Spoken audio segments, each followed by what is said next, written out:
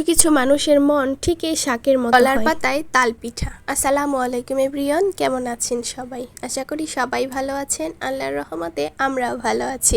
প্রতিদিনের মতো আজকেও একটি ভিডিও নিয়ে আসলাম আপনাদের মাঝে। যে যেখান থেকেই ভিডিও দেখেন না কেন অবশ্যই কিন্তু কমেন্ট করে জানাবেন।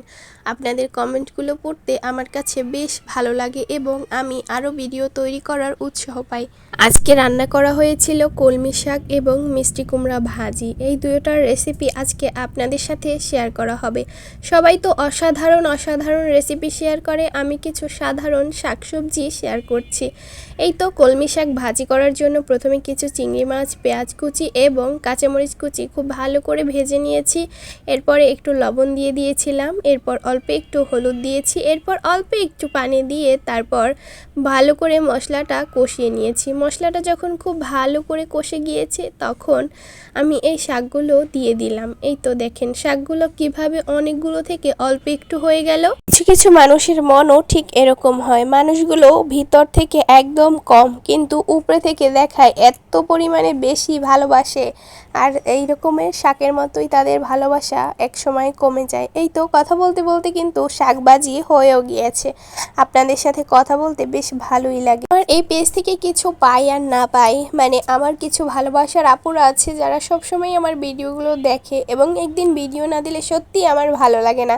আমার ভয়েসের অবস্থা কিন্তু অতটা ভালো না, কিন্তু কিছু কিছু আপুদের সাথে কানেক্ট থাকার জন্য বা তাদের সাথে কথা বলার জন্য হলেও ভিডিওগুলো দিতে হয়। ভিডিও দেই আমরা, কিন্তু এখন পর্যন্ত অনেক আপুরাই আছি এই পেজ থেকে কোনো টাকাই কিন্তু ইনকাম করছি না, কিন্তু আমাদের এই পেজের প্রতি অনেকটা ভালোবাসা জন্মে গিয়েছে, যেখানে আমরা এই ভালোবাসার জন্যই ভিডিওগুলো দিয়ে থাকি।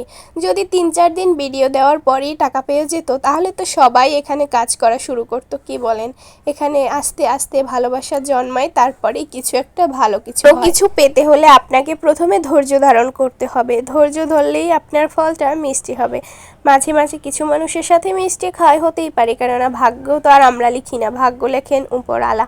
এই তো কথা বলতে বলতে কিন্তু মিষ্টি কুমড়োগুলো প্রায় ভাজি হয়েই গিয়েছে। এভাবে মিষ্টি কুমড়া ভাজি করে আপনি ভাত এবং রুটি, পরোটা সব কিছুর সাথেই খেতে পারেন। এভাবে মিষ্টি কুমড়া ভাজি করলে আমার কাছে বেশ ভালোই লাগে।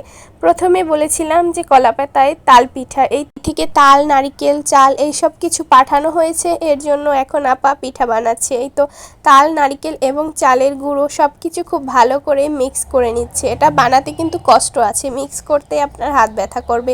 এই তো কলাপাতাগুলো খুব ভালো করে পরিষ্কার করে ধুয়ে এরপর এই যে পিঠাগুলো বানিয়ে নেওয়া হচ্ছে। এভাবে দিয়ে এরপর ভেজে নিতে হবে। সবাই ভালো থাকবেন, আমাদের জন্য দোয়া করবেন। আল্লাহ হাফেজ, টাটা, বাই বাই।